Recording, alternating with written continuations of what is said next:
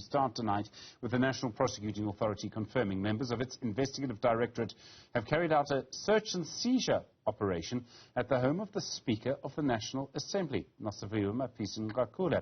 The NPA says this relates to an investigation against her. Parliament also issuing a statement today saying Mapisa-Nqakula welcomed the officials into her home and cooperated with their search. It's understood the investigation relates to claims she was paid over R2 million in cash by a defence contractor while she was the Minister of Defence. The Chief Whip of the Democratic Alliance in Parliament is Siviwe Gwarube. Siviwe, good afternoon to you. We know very little about this investigation. We know some of it. When law enforcement raids the home of the Speaker, how seriously do you think we need to take this? Good evening, Stephen, and good evening to your viewers. I think, and that is the nub of the issue. Of course, we are of the view, we believe that the investigation should take its course, and that, you know, the Speaker must be charged and the like. However, Stephen, we must remember the magnitude of the position that the Speaker holds, and that she is the head of the legislative arm of state.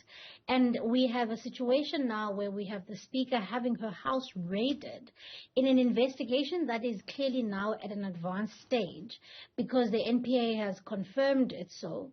And it's also curious considering the fact that 2 weeks ago when she was approached for comment, the Speaker indicated that she was not aware of this investigation. So our view is that the Speaker must step down. She must step down not because we don't believe that, you know, due course, a due process must follow. We do. However, doesn't mean that she cannot be a member of Parliament. She can be, but she cannot be the Speaker of the National Assembly while facing such grave allegations of corruption. And yet we are the members of Parliament who are saying we are here to hold the executive to account and that we are acting without fear or favor. And so in order to retain the public trust in the institution, we need to make sure that the person who heads it up is beyond reproach. There are many arguments here. I mean, you are right that she, of course, is the head of the legislative arm of Parliament, of the legislative arm of government, which, depending on how you see these things, puts her on the same level as the Chief Justice and the President. On the other side, she hasn't been formally charged, and the NPA could still make a decision to not charge her with anything. Sure, and this is why I indicated that we are not in any way saying that, you know, she must lose her seat in Parliament. However, Stephen, when one looks at the rules of the National Assembly, they're very clear that the presiding officers of Parliament, so the chairperson and the Speaker, need to be individuals that will uphold the dignity of the institution, that will instill public trust. And therefore, our view is that just already having somebody's home raided, not only just allegations in the press, and you'll recall when these allegations came up in the Sunday Times 2 weeks ago, we were not quick to jump up and say the Speaker must step down because we were of the view that these are reports and that there hasn't been anything official coming from the NPA. However, 2 weeks later, things have changed now. The NPA is not only communicating and confirming these reports, but they're also raiding her residence. And our view is that that person cannot be trusted with such high office, particularly when the rules are clear that this is somebody who needs to instill public trust, and we believe somebody who's facing allegations of this serious nature erodes public trust as opposed to affirming it.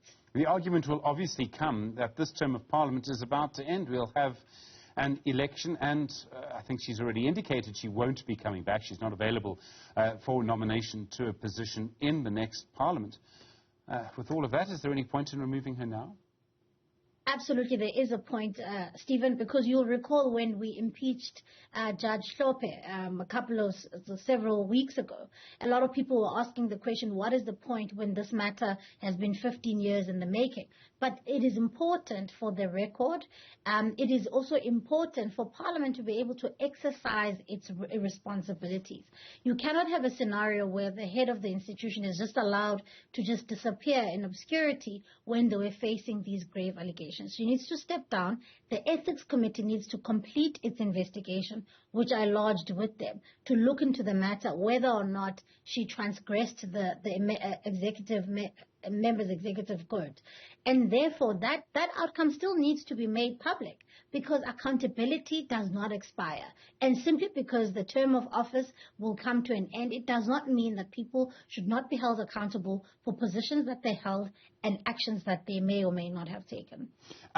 We're not sure what's going to happen at this stage, and I imagine either she could decide to resign or step aside, or special leave, or some kind of options probably available to her if she so chooses. She's issued a statement today saying that she believes, she's convinced of her innocence in this, so that seems unlikely. What measures then could be taken? And I mean, I don't know if as an opposition party, if there's much action you can take if the ANC, she's from the ANC of course, continues to back her. Well, yes, but I mean, Stephen, I mean, it was quite curious reading that statement as she maintains her innocence, but also in the same breath, she also indicates there that she's unable to fulfill her responsibilities today of presiding over the question and answer session with the president, which once again goes to the nub of the issue, that we can't have the speaker facing these kind of allegations. And so our view is that we are waiting to hear from where the ethics committee is with this complaint.